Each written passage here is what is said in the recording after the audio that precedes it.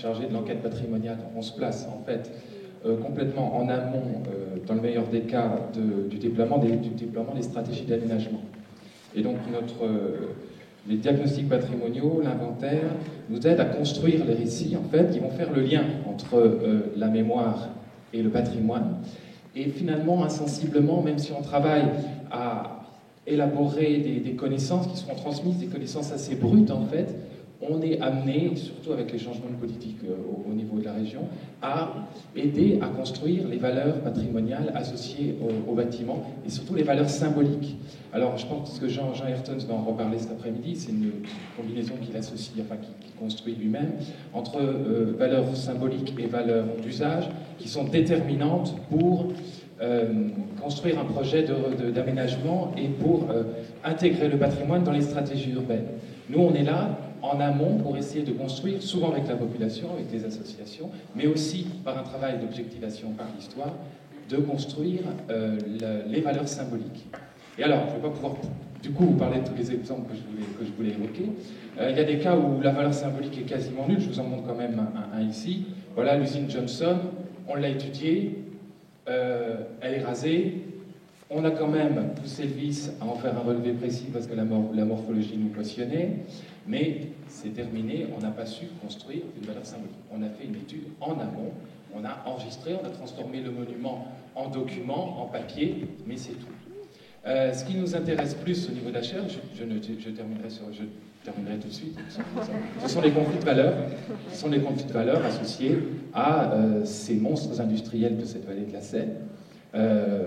François Adam a fait un très beau développement dans notre dernier séminaire sur l'usine Calcia, et on pourrait faire le même genre de développement sur l'usine d'Acher. Sur Calcia, on pourra en parler quand même. Quand on a vu le maire, je vous posais tout de suite la question, quelle est la valeur que vous associez à ce bâtiment-là?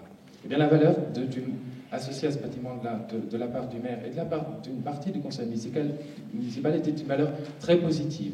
Je vous avoue que je ne m'y attendais pas, puisque je voyais ce monstre industriel manger le territoire. J'avais entendu des échos extrêmement négatifs de la part de la population en termes de pollution, en termes de maladies éventuellement, et surtout les nouveaux habitants qui refusaient la présence de ce bâtiment-là. Sur la station d'épuration, on a quelque chose d'absolument passionnant qui se passe. C'est-à-dire que dès lors qu'on étudie l'histoire sur la longue durée, depuis 1940 en tout cas, de cet équipement, on ne lit que louanges, puisque la source principale, c'est celle, bien sûr, du SIAP et de tout ce qui précède, et on a un déploiement de louanges et de textes extrêmement précis sur l'innovation, sur les performances, et sur la volonté d'associer, alors c'est le développement que je ne pourrais pas faire, mais d'associer le défi esthétique, le défi technique, le défi technique au défi esthétique. C'est-à-dire qu'on a intervention d'un architecte. Si vous visitez aujourd'hui la station d'épuration d'Achères, vous verrez l'œuvre du Tudjian, architecte paysagiste. On est dans les jardins de l'Alhambra, et en tout cas l'inspiration, c'est du forestier, de grandes fabriques, de grandes machines, et ce travail d'architecte se fait main dans la main avec le travail des ingénieurs qui déploient toutes les innovations possibles pour rendre ce site l'un des plus grands du monde en termes d'aménagement, à la pointe de ce qu'il fait dans le monde des ingénieurs. Donc ils sont très, très, très positifs du côté des ingénieurs, des architectes, des historiens de l'art. Je pourrais vous en faire des tartines là-dessus. Inversement, de l'autre côté,